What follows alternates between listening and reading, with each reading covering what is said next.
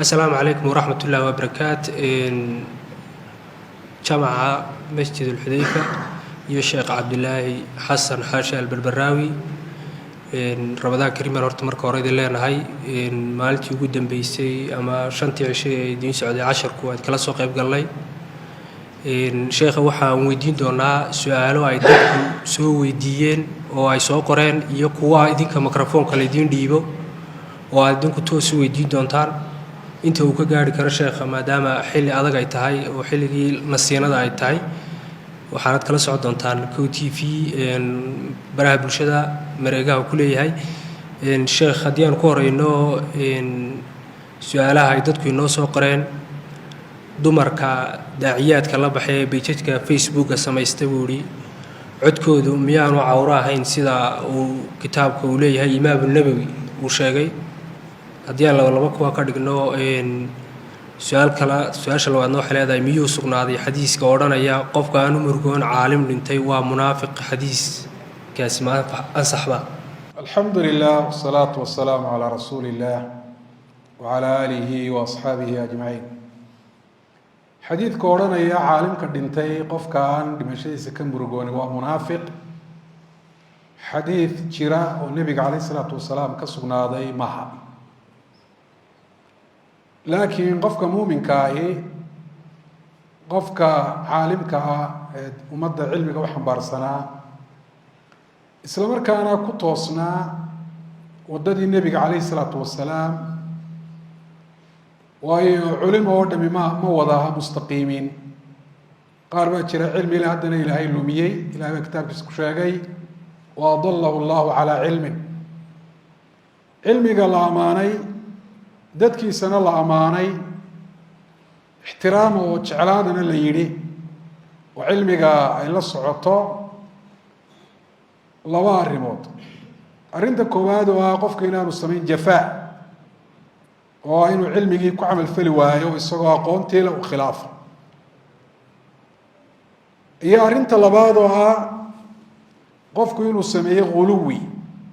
oo ah xuduudii shareecada inuu dhaafo. haddii labadaa sifo qofku uu yeelan waayo sifada ku camalfalka shareecada iyo iska ilaalinta quluwiga labada ka soo horjeeda uu yeesho cilmiba ha lahaadee quluwi uu la yimaado sida nebiga calayhi salaatu wasalaam iyo ilaahay khasaa'istoodii inuu isku dhex daro wax ilaahay la gaariyo nebiga ku sifeeyo ama xuquuqdii ilaahay subxaana wa tacaala wax ka mida inuu makhluuq siiyo ama waxaanu ilaahay xaaraantimay inuu xaaraantimay ama waxaanu ilaahay waajibin inuu waajibiyo ama dadaanu ilaahay gaalnimo ku xukumin gaalnimo uu ku xukumo amaba se isagoo cilmigii yaqaan baanu salaaddii tukanaya maalinta rabadaan baanu soomahayn ama xaaraantii baanu iska ilaalin ribadiibuu ku camal falaya. qofkaasi jacaylka iyo ixtiraamka la yidhi culimada u haya xaq uma le isagu. waxaana tusinayaa qowlka nebigu calayhi salaatu wasalaam uu yidhi إن من إجلال الله إكرام ذي الشيبة المسلم. إلهي وينينتيسا إيو قدرينتيسا وحا كمدا قفك مسلم كعرض عليه السلام نمو إيا إيمانية التوحيد كل عريستي إلا قدرية والاحترام. وحامل القرآن أي وإكرام حامل القرآن إيا قفك قرآن كحفظ السن سنين لما موصى لحرميه لقدريه. كي قرآن كحفظ السنة شروط بقى يسقى الله دقي غير الجافي عنه ولا الغالي فيه. القرآن كحفظا الجفاء عن سمين معناه القرآن كحفظنا عن خلافه غلونا عن كسمين تلحتك غلوي واحد تصالوا خوارج تكو القرآن أخرس بدن باين حتى الصحابة ذيك القرآن أخرس بدناهم سو النبي عليه الصلاة والسلام شيء عبادة كله كنت ذلك لكن غلوي بيسميه غلوي معني سوى تلحتك يحدافن waxay dadka ku gaalaysiin jireen ay diinta kaga saari jireen dhiigooda ku xalaashan jireen waxaanu ilaahay gaalnimo ku sheegin rasuulkuna calayhi salaatu wasalaam aanu gaalnimo ku sheegin. marka caalimka muslimka ah ee ilaahay kaliye shirki ka maran bid'a iyo khuraafaadka iyo waxaan diin ahayn dadka diin in looga dhigo ka maran ixtiraam iyo qadarin ayuu dadka ka mudan yahay waa xaq ilaahay siiyey. marka uu dhintana waa laga murugoonayaa dhimashadiisa waayo waa kaalin dadka muslimiinta ku soo banaanaatay iyo nicmo weyn oo dhex taalo ay waayeen wallahu a'lam. masalada ku saabsan hablaha warbaahinta ka hadla asalku waxa weeye dumarku inay guryahooda ku sugnaadaan.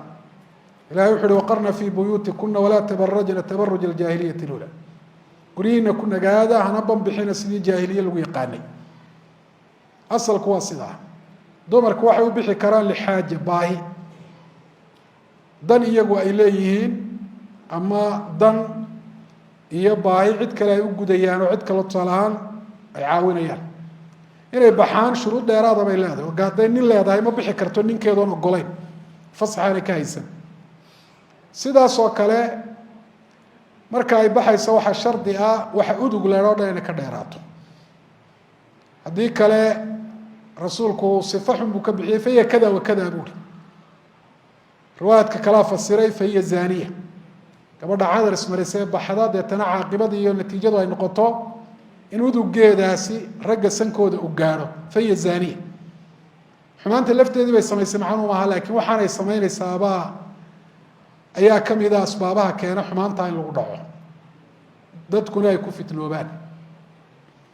jilbaab waa inay xidhan tahay. ya ayuha nabiyu qul liazwaajika wabanaatika wanisaai lmuminiin yudniina calayhina min jalaabiibihin. jilbaabkuna marada weyne wada asturaysa ee qarada le jidhkeeda midabkiisa aanu ka dhex muuqanayn, ee waasicee ballaadhan ean ku dheganayn, ee mara qurux iyo bilic indhaa soo jiidata le aan ahayn, oo tii ragga aan ahayn, raggu ay xidhanayeen aan ahayn, dumarka gaalada dharka u gaarkaana aan la nooc ahayn. shuruudaasaa loo baahan yahay. sidaas oo kale ziinada iyo quruxda muujinteedana looma ogola. oo gabadh soo indha kuulatay, makeup soo marsatay, oo isa soo dhaldhalaalisay inay ragga soo hor fadhiista facebooka ka hadasho ama tvga ka hadasha wax banaan maaha. ilahay baa hi walaa yubdiina ziinatahuna. quruxda ilaahay u abuuray iyo quruxda waxa weeyaan muktasabka la ismariyo midnaba dumarku inay muujiyaan uma banaano. ilaahay baa yidhi yaanay muujinin. xagga codka markay noqoto, codka dumarku sidiisa cawro uma aha, laakiin hadalkooda inay qurxiyaan oo hadalkii dumarku ay u yidhaahdaan si ragga qalbigooda markaa raadayn iyo saameyn xun ku yeelanaysa. alkhuduuc fi lqowl ay sameeyaan, sida inay raggii waxa weyaan ajnabiga ka ahaa aanay u dhixin maxramkoodan aan ahayn, ay ka hor qosqoslaan oo ay ka hor dhagdhagleeyaan, ama ay kula hadlaan hadal markaa dareen xun kicin karaan, wax banaan maaha. ilahay baa subxana wa tacala isagoo dumarkii nebiga ka hadlay cid kala daaye falaa takhdacna bilqowl fayaطmaca aladii fii qalbihi marad. dumarkan warbaahinta ka hadlaya iyadoo wejigoodu qaawan yahay oo jirkoodii qaybo kamida la arkayo, inay iyagu fitnoobaan ragna ay fitneeyaan bay markaa halis u yihiin. hadday tahay xagga codkii, hadday tahay xagga muuqaalka, labadaba. warbaahintuna sideedaba fitnay wadataa, oo isticmaalkeeda dadku inay ku degdegaan uma fiicnaba. qof naftiisa ka adagoo iimaan qawiya leh, ikhlaas iyo camalkiisu ilaahay daraaddii inuu noqdo naftiisa kula dadaali kara mooyaane. waxyaabaa u daran maan dadka riyaaga ku kalifiya istusnimada warbaahintan ayaa ka mid a. qofkan la duubayo muuqaalkiisii dabeetana la gudbinayo, haddii aanay noola muuqan inay dadku ku intifaacayaanna maanaan isticmaaleen. inta aanan anigu darsi aan layga duubinna ilahay baan ikhlaas weydiistaa salaada ka horeysa dhexdeeda ama muxaadarada ama dersiga hortii. mar ilahay ikhlaas baan ku weydiisanayaa camalkaasi inuu daraaddaa noqdo. riyaaga iyo istusnimada iyo ismaqashiintana ilah waan kaa magan gelaya, waayo naftu waa daciifad weeye. muuqaaladan iyo dhaldhalaaladana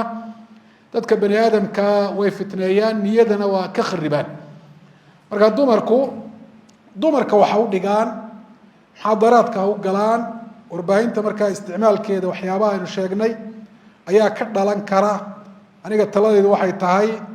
inaanay ku degdegin inta laga maarmi karo. wixii markaa loo isticmaalayeyna si kaleba lagu gudbin karo. wallahu aclam. su-aasha ku saabsan kubadda iyo ciyaarteeda, kubadda in la ciyaaraa sideeda xaaraan uma aha, oo lahwiga iyo maararawga xalaasha ah diinta islaamku dadka u diidi mayso. tarwiix cani nafsina waa ogoshay qofku naftiisa inuu nasiyo. laakiin waxaa shardiga qofku inaanu xaydaanka shareecada marnaba aanu ka bixin shareecadu ay xukumto ciyaartiisa iyo hawlihiisa kalaba wax waajiba waa inaanu ku dayicin haday tahay salaadii faralkaa waa inaanay ku dhaafin sidaasoo kale soomkii faralkahaa kubad awgeed waa inaanu u jebin qofka soomka faralkaa kubad awgeed u jebinayaa waa qof aan qiimaha cibaadada aan garanayn ilaahayna subxaana wa tacaala qalbigiisa aanu ku weyneyn ee buufimadaa yar ee lagu maararoobayaa ay cibaadadii iyo allah subxaana wa tacaala wixii raalli gelinaya uu jeclaa ay kala weynaatay waa qof aan aakhira iyo geerida aada aan xusuusnayn oo noloshan adduunyadu ay degtay waana tuu ilaahay ka digay markuu yihi falaa taguranakum alxayaatu dunya walaa yaguranakum billahi algaruur waa in cawrada la asturo sidaasoo kale waa in anshaxii la ilaaliyo oo cayda iyo hadallada xunxun iyagana in la iska dhowro weeyaan waa inaanay dee mashaakil iyo nabadgelyo darro iyo islayn iyo waxa waa inaanay sababu noqon oo waxaan qadarkiisa waa in la garto oo halka